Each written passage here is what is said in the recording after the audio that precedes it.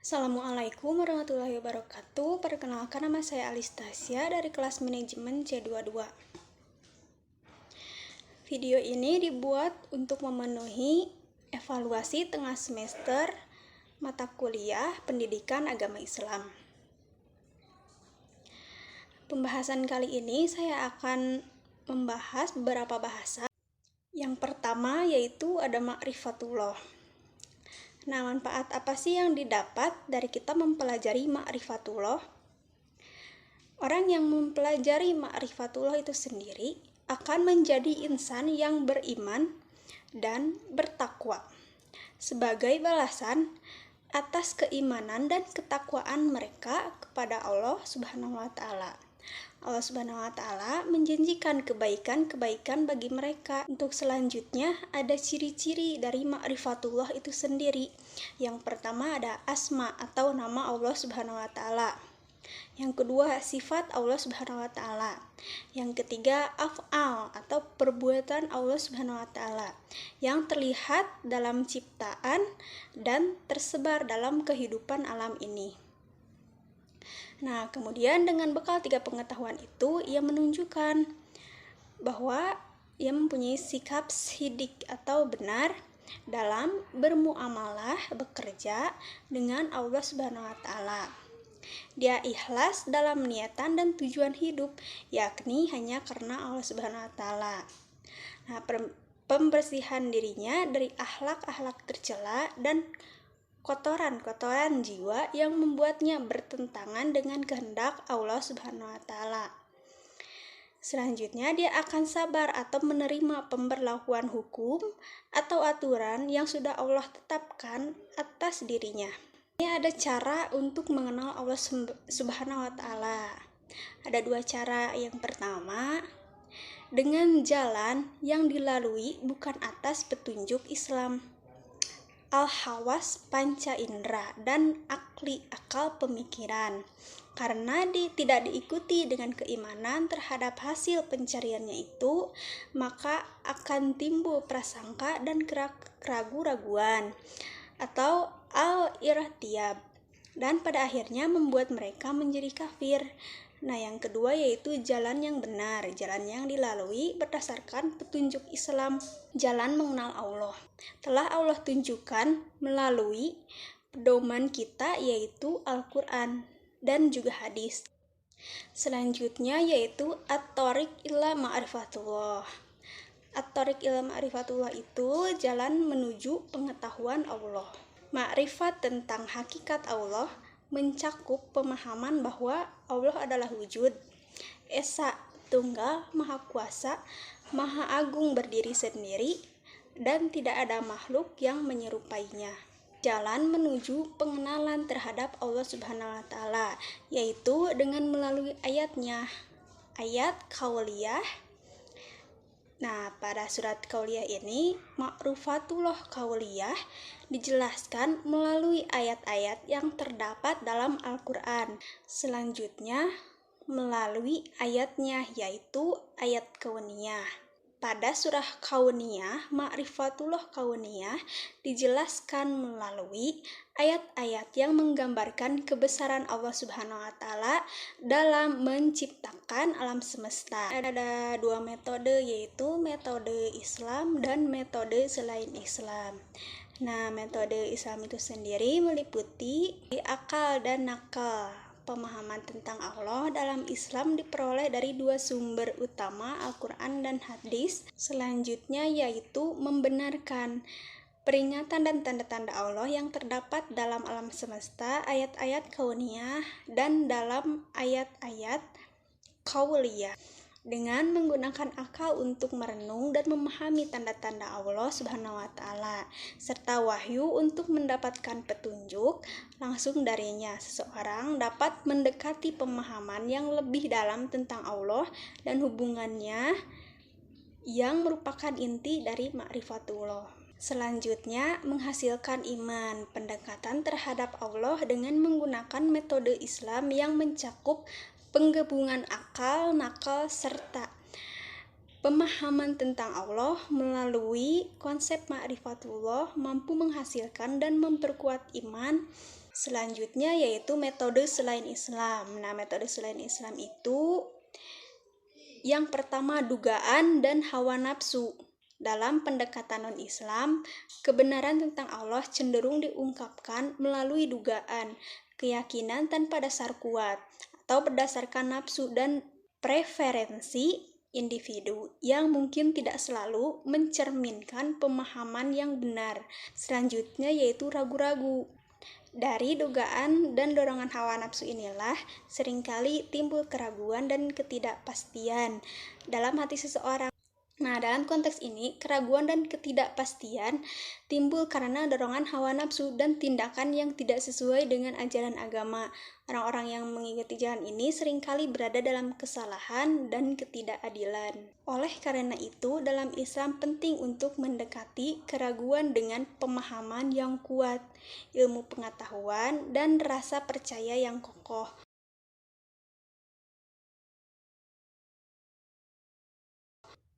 Meradu syahwat itu sendiri dibagi lagi menjadi 5. Yang pertama al-fiksu, yaitu kepasikan. Nah, kepasikan itu sendiri yaitu senantiasa melanggar perintah Allah dan larangan Allah. Yang kedua yaitu al-kibru, kesombongan. Kesombongan ini merupakan suatu sikap yang dimana hati seorang manusia ingkar dan selalu membantah terhadap ayat-ayat Allah Subhanahu wa taala. Selanjutnya yang ketiga az-zulmu atau kezaliman. Mengenai sifat zalim ini, Allah Ta'ala menerangkan bahwa orang yang paling zalim ialah yang telah sampai kepadanya peringatan, telah sampai pula kepadanya ayat-ayat Al-Quran dan petunjuk kepadanya. Kemudian mereka berpaling dari ajaran dan petunjuk itu karena angkuh penyakit hati, dengki yang ada dalam hatinya. Sikap zalim, aniaya seperti ini yang menghalangi mereka mengenal Allah Subhanahu wa taala. Yang keempat yaitu al-kizbu atau kedustaan. Nah, kedustaan ini merupakan sikap bohong atau pura-pura dan pengingkaran terhadap ayat-ayat Allah Subhanahu wa taala. Hal ini seperti hal yang dilakukan oleh orang-orang munafik. Selanjutnya yaitu maradu asyubha. Maradu asyubha itu sendiri dibagi lagi menjadi 4, yaitu al-jahlu, kejahilan atau kebodohan, yakni tidak mau memikirkan ayat-ayat Allah Ta'ala, baik ayat-ayat kauliyah yang tersurat dalam Al-Quran maupun ayat-ayat kauniyah yang tersirat di seluruh penjuru alam semesta. Yang selanjutnya al-irtiyab, yaitu keraguan-raguan. Nah, munculnya keraguan-raguan ini disebabkan karena sedikitnya pemahaman, ilmu, dan ma'rifah. Bisa dikatakan pula keraguan-raguan ini lahir dari kebodohan. Begitulah orang-orang munafik selalu berada di kondisi terombang-ambing antara iman dan kafir. Yang ketiga, al-inhiraf, penyimpangan. Nah, manakala penyimpangan ini, manusia tidak mau berpegang teguh kepada petunjuk Allah Ta'ala, tidak mau berkomitmen melaksanakan tuntutannya. Bahkan mereka itu malah mengikuti hawa nafsu dan akal pikirannya. Yang terakhir yaitu al-ghaflah, yaitu kelalaian. Nah, dalam poin ini pertama telah disebutkan bahwa jika manusia tidak menggunakan potensi dirinya untuk memahami ayat-ayat Allah Ta'ala, maka mereka akan terhalang dalam mengenalnya. Hal ini karena kebodohan mereka itu membuat mereka lalai atau lengah. Untuk yang selanjutnya yaitu ada al-adillah ala wujudillah. Al-dalilul fitri, secara bahasa fitrah artinya al-khilaf, yaitu keadaan asal ketika seseorang manusia diciptakan oleh Allah. Nah, fitrah adalah sifat asasi dasar yang masih murni, yang belum terpengaruh oleh faktor eksternal. Kalau manusia dibiarkan dalam fitrahnya, tentu ia akan mengakui adanya zat maha hebat yang telah memberikan rizki, menghidupkan dan mematikannya. Al-dalilul hissi, ada bukti-bukti keberadaan Allah Ta'ala yang dapat dilihat, dirasai atau disentuh oleh indera manusia, biasanya berupa kejadian luar biasa yang terjadi di tengah-tengah umat manusia, di antaranya adalah mukjizat para nabi dan rasul yang telah disaksikan oleh manusia. Selanjutnya, al-dalilul akli, bukti rasional atau akal yang digunakan untuk merenungkan keadaan diri manusia. Alam semesta dia dapat membuktikan adanya Tuhan. Pembahasan yang kelima yaitu ada tauhidullah. Apa sih yang dimaksud dengan tauhidullah itu sendiri? Nah, tauhid itu secara bahasa merupakan bentuk masdar dari fi'il wahadayu wahidu, yang artinya menjadikan sesuatu satu saja. Secara istilah syar'i, maka tauhid adalah menjadikan Allah sebagai satu-satunya sesembahan yang benar dengan segala kekhususannya. Di sini ada macam-macam tauhid. Untuk tauhid rububiyah itu sendiri, yaitu meyakini bahwa Allah adalah satu-satunya pencipta, pemilik, pengendali alam raya. Yang termasuk ke dalam tauhid rububiyah itu sendiri yaitu kholikon, keesaan Allah sebagai pencipta. Yang kedua rozikon, keesaan Allah sebagai pemberi rizki. Yang ketiga malikan, keesaan Allah sebagai pemilik alam semesta. Yang kedua ada tauhid uluhiyah. Tauhid uluhiyah itu adalah mengesahkan Allah Subhanahu wa Ta'ala dalam mengerjakan ibadah seperti sholat, puasa, zakat, berkurban, serta berserah diri dan berharap padanya. Yang termasuk ke dalam tauhid uluhiyah itu sendiri ada waliyan, yaitu pelindung dan pemimpin. Yang kedua hakiman, pembuat hukum. Yang selanjutnya amiran, pemerintah. Nah, sebagai khalik dan hakim Allah, berhak untuk menurunkan rasul-rasul serta menetapkan hukum. Maka Allah sendirilah yang menentukan sistem pemerintahan yang sesuai dengan perintahnya. Yang terakhir yaitu goyatan atau yang dituju dalam melaksanakan kewajiban untuk mengesahkan Allah sebagai bentuk dari keyakinan seorang hamba terhadap Rabb-nya. Maka tentunya seorang hamba akan mengetahui sebagai satu-satunya yang dituju, yang diibadahi dan yang disembah. Yang terakhir yaitu ada tauhid asma wa sifat. Nah, tauhid asma wa sifat itu sendiri yaitu beriman kepada nama-nama Allah Subhanahu wa Ta'ala dan sifatnya sebagaimana tercantum dalam Al-Qur'an dan As-Sunnah Rasulnya. Allah Subhanahu wa Ta'ala berfirman dalam Quran surat Toha ayat 8. Yang pertama yaitu zat, bentuk. Mengesahkan Allah Subhanahu wa Ta'ala adalah dengan meyakini bahwa Tuhan tidak beranak dan tidak juga diperanakan sebagaimana dalam firman Allah Quran surat Al-Ikhlas ayat 1-4. Yang selanjutnya nama dan sifat. Nah, mensucikan nama dan sifat Allah artinya memandang kesempurnaan semua yang Allah lakukan kepada makhluk-makhluknya, termasuk kemarahannya, pemberi azab kepada makhluknya, yang berbuat keburukan dan mendatangkan musibah pada umat manusia. Selanjutnya kemampuan. Nama-nama yang ada dalam Asmaul Husna merupakan bukti betapa banyaknya kemampuan Allah yang tidak dimiliki oleh makhluk. Yang pertama yaitu zat, bentuk.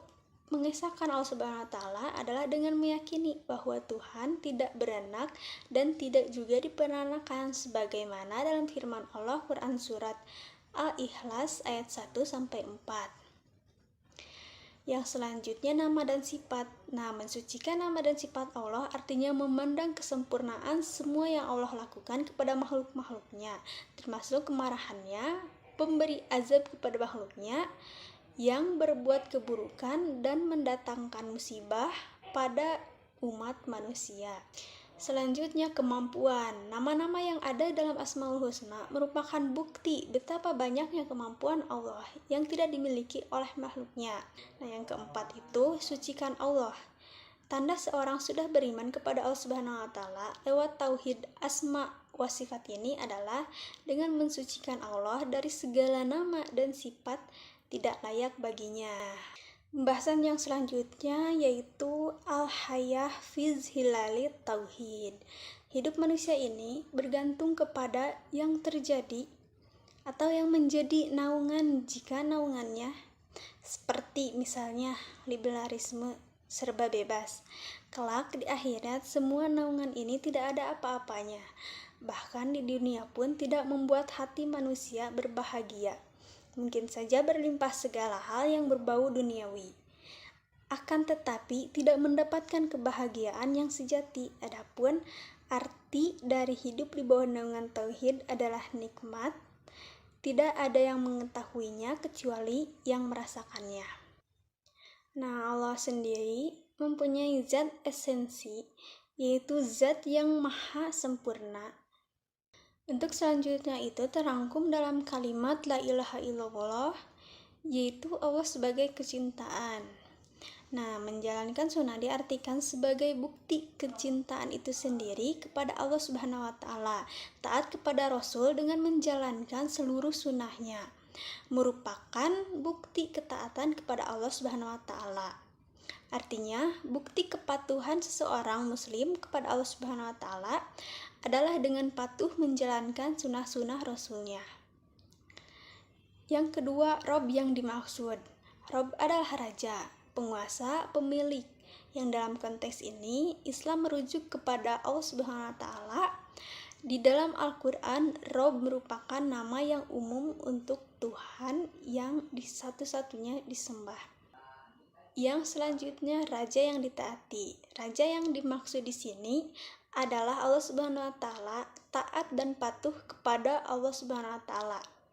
Yang selanjutnya, Allah Subhanahu wa Ta'ala yang diabdi. Nah, seorang hamba yang hidup bersyukur lantas menjadi pengabdi, ia akan mengabdikan dirinya di bawah pilar Islam, iman dan juga ihsan. Tiga pilar yang tidak akan membuat si abdi terlepas diri dari Allah Subhanahu wa Ta'ala. Yang terakhir yaitu tercapainya kehidupan yang baik.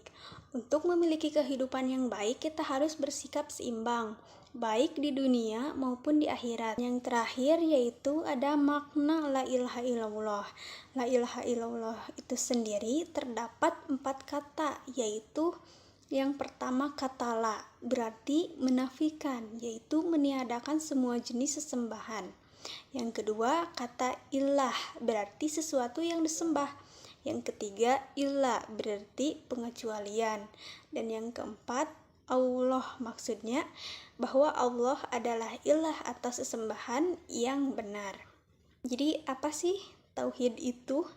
Nah, dalam pembahasan ini, makna kita harus mengetahui bahwa kata ilah artinya adalah al-ma'bud, yang disembah. Maka ketika kita mengucapkan kata la ilaha illallah, maknanya adalah bahwa tidak ada sembahan hak kecuali Allah. Kemudian sebagaimana kita diketahui dalam pembahasan tentang tauhidullah dan al-hayatu fi zilalit tauhid, Allah Ta'ala yang diakui dan diyakini sebagai satu-satunya sesembahan yang hak itu memiliki kesempurnaan dan zat sifat, asma dan af'alnya.